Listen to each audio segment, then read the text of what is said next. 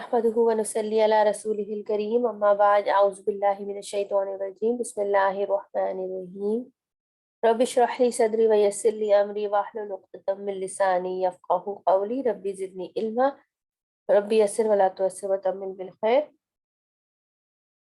Just 28 सूरह अल मुजादला कर रहे हैं हम लोग और आयत नंबर 11 तक कर चुके हैं अल्हम्दुलिल्लाह।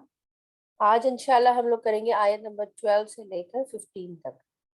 और इसमें भी इस जो हमने पिछली दफा सरगोशियों की बात की थी या मजालिस की बात की थी उससे रिलेटेड जो है वही चीज कंटिन्यू हो रही है। इंशाल्लाह देखते हैं इसको। आयत नंबर 12 बिस्मिल्लाहिर्रहमानिर्रहीम या अय्युहल्लज़ीना आमनू ए लोगो जो ईमान लाए हो इज़ा जब नाजई तुम सरगोशी करो तुम और रसूल से फ़क़द्दिमू तो पेश करो यबैना यदई पहले नजवाकुम अपनी सरगोशी के सदक़तन सदका ज़ालिका ये खैरुन बेहतर है लकुम तुम्हारे लिए व अतहरु और ज़्यादा पाकीज़ा फ़इन फिर अगर लम ना तजिदू तुम पाओ फ़इन्नल्लाह तो बेशक अल्लाह गफूरुन बहुत बख्शने वाला है रहीमुन निहायत रहम करने वाला है। ये जो आयत है इसमें जो हुक्म है वो बेसिकली उस वक्त के मुसलमानों की बात हो रही है जो मदीना में उस वक्त थे। और साथ साथ वैसे तो जिक्र है उन लोगों का जो ईमान लाए हैं, ठीक है, लेकिन यहाँ पर हुक्म जाहिर सी बात है मुनाफिकों को भी शामिल किया गया इस हुक्म में, क्योंकि वो बज़ाहिर तो मुसलमान थे ना, मुसलमानों के साथ रहते थे, मुसलमानों वाले काम करते थे, तो उनको भी इस हुक्म में शामिल किया गया है। ठीक है, तो यहाँ पर बेसिकली क्या होता था कि जब रसूलुल्लाह सल्लल्लाहु अलैहि वसल्लम ज़रूरत है वहां पर एक तरह से एक ऐसा फिगर थे, रसूल तो थे ही, तालीमात देने के लिए आए थे, एक ऐसा फिगर थे जिनके पास लोग जाकर अपने मसाइल भी बयान करते थे, आपसे अकेले में बात करना चाहते थे, अपनी बातें सवालात पूछना चाहते थे। और मुनाफिकीन का तरीका क्या था कि वो आप सल्लल्लाहु अलैहि वसल्लम को अकेले में ले जाके बात करना चाहते थे ताकि अपनी अहमियत जता सके। होता है ना कि कभी कभी आप लीडर के करीब होना चाहते हैं तो उसको जरा ज्यादा ही अकेले में ले जाके उससे बात करना, लोगों को शो करना कि भाई हम तो कितने करीब हैं इनसे।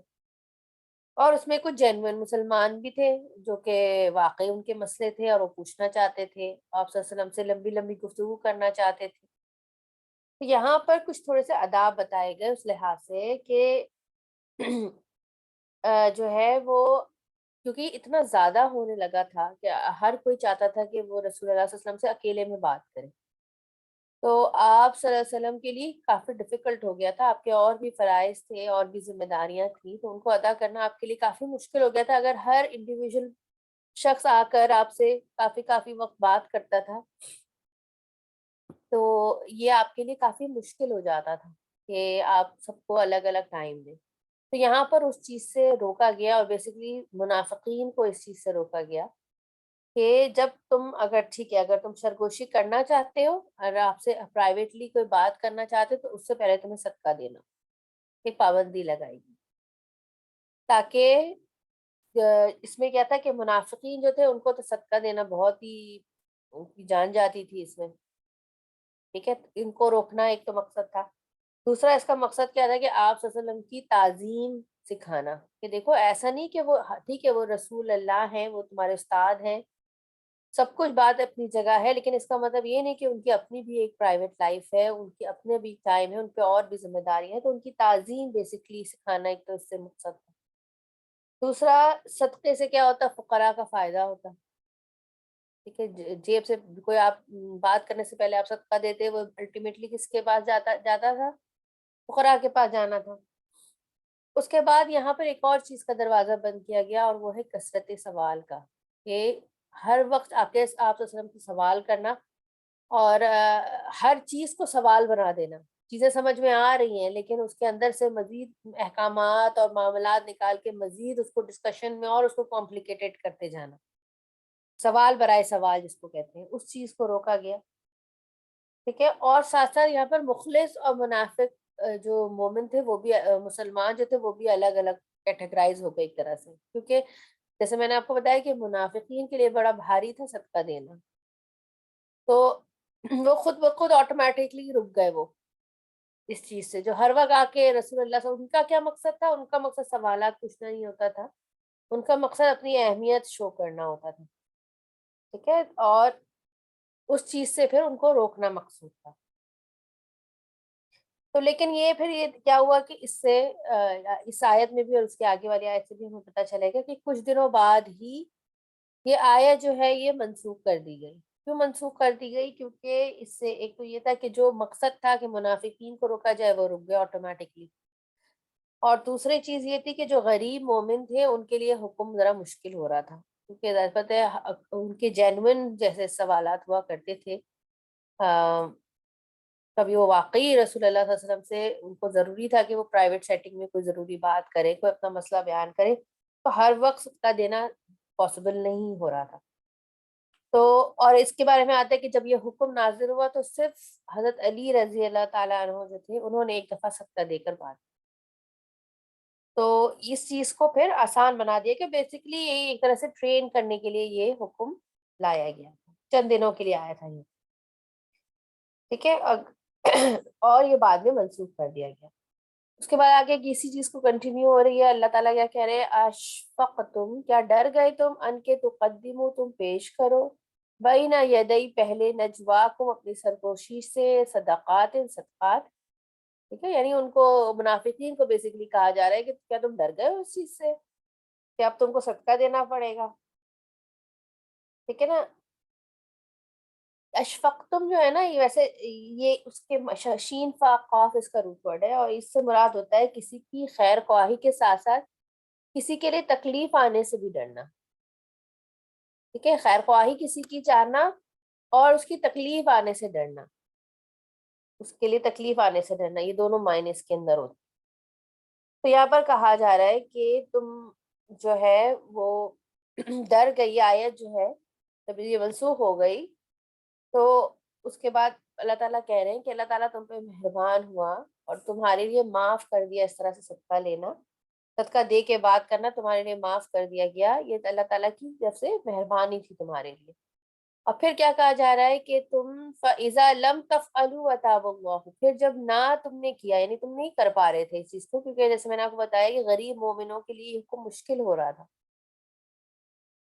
تو اللہ تعالیٰ ان پہ مہربان ہوا اور یہ حکم منسوخ کر دیا گیا۔ فَأَقِیمُوا الصَّلَاةَ، تو قائم کرو نماز، وآتوا الزکوٰۃ، اور دو ادا کرو زکوٰۃ، وأطیعوا اللہ ورسولہ، اور اطاعت کرو اللہ اور اس کے رسول کی۔ تو کیا بتایا جا رہا ہے کہ ٹھیک ہے یہ تمہیں ٹرین کرنے کے لیے یہ چیز آئی تھی، لیکن اب چلو فوکس کرو فرائض کی ادائیگی پر، یعنی جو انسٹرکشنز پہنچانی تھی کہ کثرت سوال اور بلا وجہ آپ کو تنگ کرنا، اہمیت دینا، یہ ساری چیزوں سے جب رک گئے، تھوڑی ٹریننگ ہو گئی، تو کیا کہا جا رہا ہے کہ نماز اور زکوٰۃ پر اپنے آپ کو فوکس کرو، یعنی احکامات پر فوکس کرو، اور ساتھ ساتھ کیا کہا جا رہا ہے کہ اللہ اور اس کے رسول کی اطاعت کرو۔ اور یہاں پر اللہ اور رسول کی اطاعت سے کیا مراد دیتے ہیں مفسرین، کے جو حکم دیا جاتا ہے وہ پورا کرو، اور جس سے روکا جاتا ہے اس سے رکو، یہ ساری چیزیں اطاعت کے اندر آتی ہیں، یعنی صرف عبادت کر لینا از ناٹ اطاعت، جس چیز سے منع کیا جا رہا ہے اس سے رک جانا بھی اطاعت ہے۔ اور دیکھیں یہ ون آف دا آیات ہے قرآن کی، قرآن سیورل آیات ہے اس طرح کی جس میں حکم دیا جاتا ہے کہ اللہ اور اس کے رسول کی اطاعت کرو، اللہ کی اطاعت کے ساتھ رسول کی اطاعت کا ذکر آتا ہے، ٹھیک ہے، تاکہ اس چیز سے ہمیں پتہ چلتا ہے کہ ہم اللہ کے ساتھ ساتھ جو رسول اللہ صلی اللہ علیہ وسلم کی جو باتیں ہیں، جو احادیث ہیں، جو آپ کے معاملات ہیں، کس طرح سے آپ نے چیزوں کو کیا، وہ بھی ایکولی امپورٹنٹ ہیں۔ ہم یہ نہیں کہہ سکتے کہ یہ صرف قرآن میں آ گیا تو بس انف ہے اور ہمیں اور کسی چیز کی ضرورت نہیں، حدیث کا تو کوئی بھروسہ نہیں، یہاں سے اس چیز کی نفی ہو رہی ہے کہ حدیث بھی اتنے ہی ویلیو رکھتی ہے، کیونکہ وہ کیا ہے، اللہ کا حکم ہے، وہ بھی ایک طرح سے جو آپ نے اپنے نبی کے منہ سے کہلوایا ہے حدیث کی فارم میں۔ الم تر الی الذین، کیا تم نے نہیں دیکھا ان لوگوں کی طرف، دوست بنایا، قوم نے قوم کو، غضبہ غضبناک ہوا، اللہ علیہم ان پر، ماں نہیں ہم وہ منکم تم میں سے، ولا اور نہ منہم ان میں سے، ویحلفون اور وہ قسمیں کھاتے ہیں، اور وہ قسمیں کھاتے ہیں ایک اور وہ قسمیں کھاتے ہیں علل کذبی، جھوٹ پر، حالانکہ ہم وہ یعلمون، وہ جانتے ہیں۔ یہاں پر پھر ایک نیا ٹاپک، اب منافقین، نیا ٹاپک تو نہیں، منافقین کا ہی ذکر جو ہے، ان کی کچھ کیریکٹر ٹریٹس بتائی جا رہی ہیں تاکہ ان کو پہچاننے میں آسانی ہو۔ کیا بتایا جا رہا ہے کہ کیا تم نے نہیں دیکھا، آپ دیکھیے اس صورت میں علم ترا کئی دفعہ آیا ہے، ٹھیک ہے، علم ترا کئی دفعہ آیا ہے۔ اور علم ترا میں نے شروع پہلے بھی آپ کو بتایا تھا، دوبارہ ریپیٹ کر دیتی ہوں کہ اس میں 3 طرح کا دیکھنا شامل ہوتا ہے۔ ایک تو جو ہے وہ ترا بصیرہ جس کو کہتے ہیں، یعنی بصیرت کے ساتھ دیکھنا، آنکھوں سے دیکھنا۔ ایک ہوتا ہے علمیہ، یعنی علم کی بنا پر دیکھنا، آپ کی کوئی رائے ہونا۔ اور ایک ہوتا ہے حلمیہ، حلمیہ ہوتا ہے خواب میں دیکھنا، ٹھیک ہے۔ تو یہ تینوں طرح کا دیکھنا جو ہے وہ اس میں شامل ہوتا ہے۔ یہ توجہ دلانے کے لیے کہا جا رہا ہے کہ وہ لوگ، کس کا، منافقین کا ذکر آ رہا ہے کہ انہوں نے دوستی کر لی ہے کس سے، ان لوگوں سے جن پر اللہ غضبناک ہوا، ٹھیک ہے۔ بظاہر انہوں نے دوستی کی ہوئی ہے جن لوگوں سے جن پہ اللہ غضبناک ہوا۔ اور یہ جو تولو ہوتا ہے یہ ولایت سے ہے، اور ولایت جو ہے فارمل دوستی کی بات نہیں آ رہی ہوتی، بلکہ یہ کون سی دوستی ہوتی ہے، جو دلی تعلق ہوتا ہے، جو گہری دوستی ہوتی ہے۔ تو یہاں پر کس چیز سے ان کو روکا جا رہا ہے کہ گہری دوستی ان لوگوں کے ساتھ نہ کرو جن پر اللہ کا غضب ہوا۔ اور اللہ کا غضب کن پر ہوا تھا ہمیں پتا ہے، یہود پر اور جو نصارہ ہے ان پہ ہوا تھا۔ اور مسلمانوں کے راز ان کو دینے سے منع کیا جا رہا ہے، ایسی دوستی کہ آپ جا کر جو ہے مسلمانوں کے راز ان کو دیں، ایسی دوستی سے منع کیا جا رہا ہے۔ اس دوستی سے منع نہیں کیا جا رہا کہ آپ ان کے ساتھ اچھے تعلقات نہ رکھیں، آپ ان سے حسن سلوک نہ کریں، آپ ان کی مدد نہ کریں، آپ ان کی عادت نہ کریں، آپ ان کے ساتھ محبت سے پیش نہ آئیں۔ یہ ساری چیزیں بالکل الاؤڈ ہیں اور ہونی چاہیے، وہ بھی ایک دعویٰ کا طریقہ ہے کہ آپ ان کے ساتھ اچھا اخلاق برتیں۔ لیکن یہاں پر جس دوستی سے منع کیا جا رہا ہے وہ ہے جو مسلمانوں کو نقصان پہنچاتی ہے، ایسی دوستی سے منع کیا جا رہا ہے یہاں پہ۔ اور کیا ہے کہ کیا ان کو منافق کہا گیا کہ جو لوگ ایسی دوستی کرتے ہیں، اور ساتھ میں یہ بھی بتا دیا گیا کہ وہ تم میں سے بھی نہیں ہے اور نہ ان میں سے بھی ہے۔ ایسا نہیں کہ وہ ان سے بڑے سنسیئر ہے اور تم سے سنسیئر نہیں، نہیں، وہ تو ہے ہی ایسے کہ جہاں ان کو فائدہ نظر آتا ہے یہ وہاں چلے جاتے ہیں، ٹھیک ہے۔ جس جگہ فائدہ ہوتا ہے، یہ کسی کے بھی نہیں ہوتے، یہ ادھر سے ادھر ہوتے رہتے ہیں، ان کو جہاں فائدہ نظر آتا ہے یہ ہر ایک کے ساتھ شامل ہو جاتے ہیں۔ آپ فیل کریں نا کہ آپ کا کوئی دوست ہے، ٹھیک ہے، آپ کا کوئی دوست ہے اور وہ دوست جو ہے وہ کسی ایسے شخص کے ساتھ بڑا دلی تعلق رکھ رہا ہے جس کو آپ پسند نہیں کرتے یا جو آپ کے خلاف کام کرتا ہے، تو ہمیں کتنا دکھ ہوتا ہے نا کہ دیکھو میرا دوست ہو کر اس نے چپ کے دوسرے سے بھی رکھا ہوا ہے جو کہ میرے خلاف کام کرتا ہے، جس کو کہتے ہیں نا آستین کا سانپ۔ تو بالکل وہی چیز بتائی جا رہی ہے، اور ساتھ کیا بتایا جا رہا ہے کہ وہ اپنے جھوٹ پر قسمیں کھاتے ہیں۔ 2 چیزیں بتا گئی کہ ایک تو یہ ہے کہ یہ جہاں فائدہ ہوتا ہے وہاں دوستی کر لیتے ہیں، ٹھیک ہے، اور دوسرا یہ کہ تمہارے جیسے بتا، جب آپ کے دشمنوں سے دوستی کریں گے تو آپ اس سے پوچھ گچھ تو کریں گے، بھائی کیوں گئے تھے وہاں پر، کیا ہوا تھا۔ تو یہ جھوٹی جھوٹی قسمیں کھاتے ہیں کہ بھائی نہیں نہیں، ہم تو صحیح ہیں، ہم تو تمہارے ساتھ ہی ہیں۔ ہم سورہ البقرہ میں یہ چیز بڑی ڈیٹیل میں آئی ہے، یہ کہتے ہیں اپنے دوستوں کے ساتھ ہوتے تو کچھ اور بات کرتے، ان لوگوں کے ساتھ ہوتے کچھ اور بات کرتے ہیں، یہاں ہوتے تو کچھ اور بات کرتے ہیں، اور جھوٹی قسمیں کھاتے ہیں۔ منافقین کی دیکھیں یہاں پر ایک جو ہے کریکٹر ٹریٹ یہ بتایا گیا کہ دے لائے اور جھوٹی قسمیں کھاتے ہیں، صرف لائے نہیں، جھوٹی قسمیں بھی کھاتے ہیں۔ اور چونکہ ولایت کا ذکر آیا ہے تو اس کو تھوڑا سا وہ دیکھتے ہیں، پہلے اس آیت کو کمپلیٹ کرنے، آیت نمبر 15 کو، اعد اللہ، تیار کر رکھا ہے اللہ نے، لہم، ان کے لیے، عذابً شدیدً، اللہ تعالیٰ نے ان کے لیے شدید عذاب تیار کر رکھا ہے۔ انہم، بے شک، ساء، کتنا برا ہے، ما، جو کانو ہے وہ، یعملون، وہ عمل کرتے۔ اور یہ ہم قرآن سے ہی ہمیں پتہ چلتا ہے کہ منافقین جو ہیں وہ جہنم کے سب سے نچلے درجے میں ہوں، فار سے بھی نیچے ہوں گے، کیونکہ یہ زیادہ نقصان پہنچانے والے ہیں۔ جو آپ کے کہتے ہیں کہ ہم تو تمہارے ساتھ ہیں، لیکن اصل میں یہ ساتھ ہی دشمنوں سے بھی ملے ہوئے ہوتے ہیں۔ تو یہ جو ہوتا ہے نا جس کو ہم کہتے ہیں کہ غدار، غدار جو اندر کا غدار ہوتا ہے نا، وہ زیادہ نقصان پہنچاتا ہے بنسبت دشمن کے. تو بالکل وہی والی بات ہے. تو ان کے لیے سزا بھی بہت زیادہ شدید ہے. اور یہاں پر جو کہ دوستی کی بات آئی تو اس کو ذرا سا دیکھ کے پھر انشاءاللہ یہیں پہ وائنڈ اپ کرتے ہیں. دوستی کے آداب جو ہے وہ ہمیں دین میں بتائے گئے ہیں کہ دوستی کس طرح کرنی ہے اور کس سے کرنی ہے. اس میں سب سے پہلے یہ بتایا گیا کہ اللہ اور اس کے رسول سے دوستی کرنی ہے. اور اللہ اور اس کے رسول سے دوستی سے کیا مراد ہے؟ دوست کی پسند پہ ڈھل جانا. ٹھیک ہے. تو کیا ہوتا ہے وہ دوست؟ اللہ اور اس کے رسول سے دوستی سب سے پہلے. اس کے بعد صالح لوگوں سے دوستی، مومن لوگوں سے دوستی. ہمیں ہمیں ہمارے دین نے بہت کھلم کھلا یہ چیز بتا دی ہے کہ کمپنی ڈز میٹر. اور یہ کوئی ایسی بات نہیں، کوئی ڈھکی چھپی بات نہیں ہے. ہم میں سے ہر کوئی اس بات کو فیل کرتا ہے کہ ہم جن لوگوں میں اٹھتے بیٹھتے ہیں آہستہ آہستہ ہمارا مزاج انہی کی طرح بنتا جاتا ہے. شروع میں شاید ہم تھوڑا ریزسٹ کریں بھی کہ یہ بات مجھے پسند نہیں آ رہی ہے، یہ پھر آہستہ آہستہ آہستہ آہستہ آپ کو وہ چیز کی عادت ہونے لگتی ہے اور آپ کے لیے وہ چیز بری نہیں لگتی. پھر آپ کو برائی بھی بری نہیں لگتی. اور بہت دیر غافل لوگوں کے ساتھ بیٹھنے کا سب سے بڑا نقصان یہ ہوتا ہے کہ آپ کا اپنا ایمان ہٹ کرتا ہے. آپ بھی غفلت میں پھر شامل ہوتے ہیں کہ ہاں چلو کوئی بات نہیں، یہ تو بات صحیح تو ہے. پھر جو لوگ آپ جیسے کیا بتایا گیا کہ منافقین جو تھے ان کے پاس لاجکس ہوتی تھی جسٹیفائی کرنے کے لیے، ایکسکیوزز ہوتے تھے اپنے عمل کو جسٹیفائی کرنے کے لیے کرتے تھے. اسی طرح جو غافل لوگ ہوتے ہیں وہ بھی کیا کرتے ہیں؟ اپنے عمل کو جسٹیفائی کرو کہ نہیں بھائی اس حدیث میں سے نکلتا ہے یہ چیز کہ بھائی ڈانسنگ الاؤڈ ہے. اچھا یہ اس حدیث سے یہ بات پتہ چلتی ہے، اچھا یہ بھی ٹھیک ہے. اچھا ہاں اگر تھوڑی دیر مل جل کے بیٹھ رہے ہیں تو یہ بھی ٹھیک ہے. ہر چیز کو وہ پھر ٹھیک ہے کہ اس پہ آہستہ آہستہ ہمیں کر دیتے ہیں. تو جو ہے یہ بہت ضروری ہے کہ دیکھیں اس میں ملنے جلنے سے منع نہیں کیا جا رہا ہے لیکن ان کی کمپنی میں بیٹھنے سے منع کیا جا رہا ہے. جو ہمیں آداب بتائے گئے ہیں کہ نیک اور مومن لوگوں کی کمپنی میں بیٹھو.